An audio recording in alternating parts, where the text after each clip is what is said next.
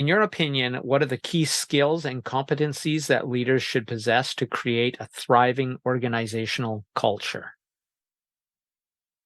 Communication skills for sure, because we've been talking about it from the beginning of this podcast. Listening skills, really, really huge. Can you listen without the intention of responding?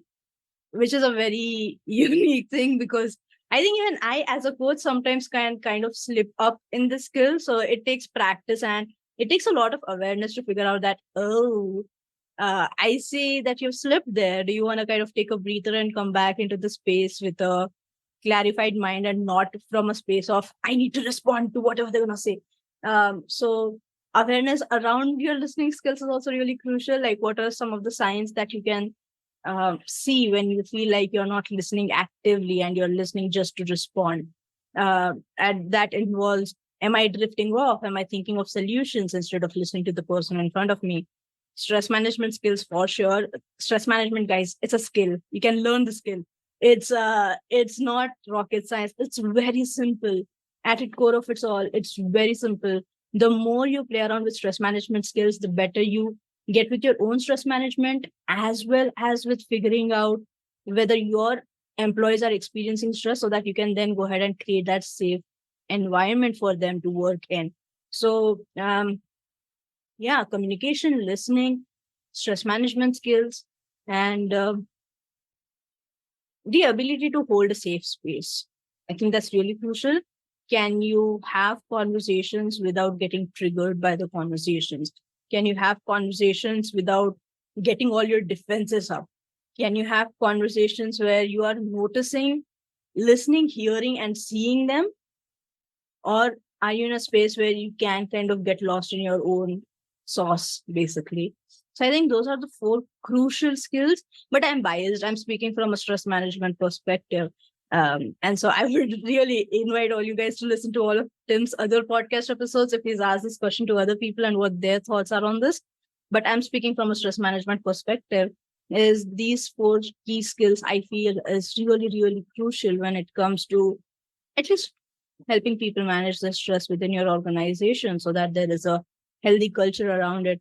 Boundaries, setting boundaries, and also setting boundaries and letting people know that it's okay to set boundaries. Like, you're not going to be judged or punished for setting boundaries.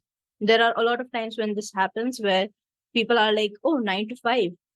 Okay, I've finished my day's work. I'm clocking out at 5 o'clock. And then a lot of other people go, but you can't. You gotta work here. Are you not passionate about this job? Why are you clocking out at 5 o'clock? And leaders sometimes, throw the scornful looks at them without intending to, but also like, you're leaving early, huh?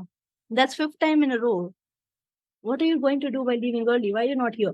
So ensuring that you are setting boundaries for yourself, as well as ensuring and letting people know that it's okay to set those boundaries. And the best way to do that is by starting with yourself as an example, as a role model, that it's okay to speak up. It's okay to set those boundaries. It's okay to have conversations around stress.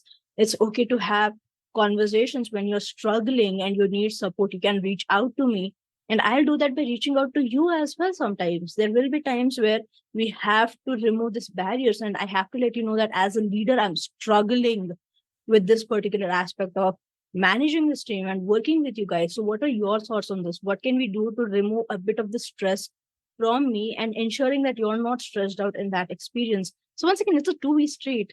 You can't expect one side to be stellar and the other side is not showing up in its entirety. It needs to be a good balance. And if sometimes the leader is at, this is something that I once heard in a podcast. Sorry, Tim, I'm going off. You have to let me know when I have to stop talking, because I can go off.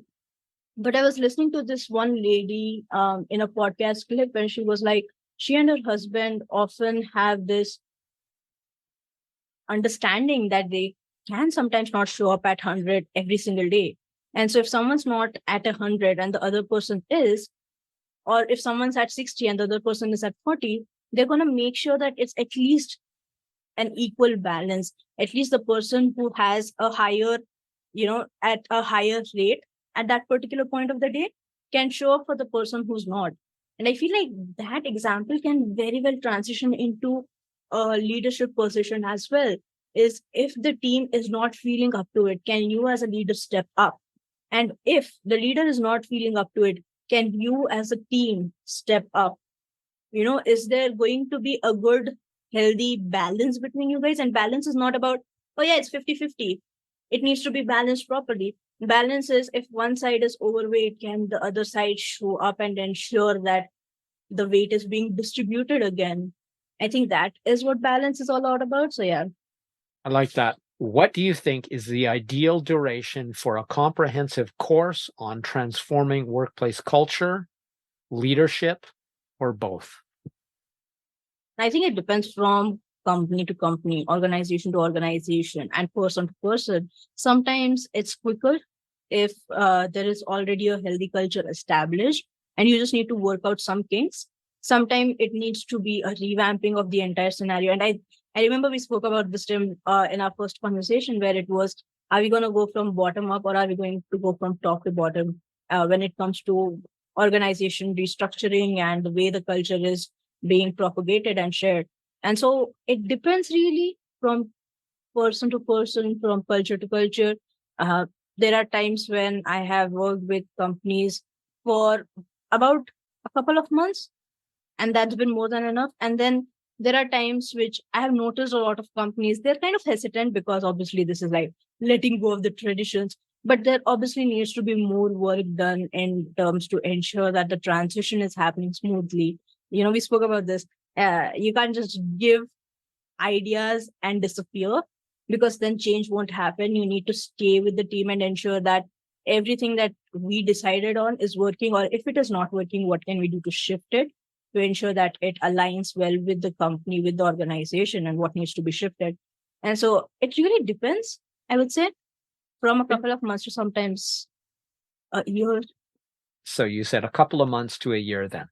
Yeah. It's kind of the range. Okay, great.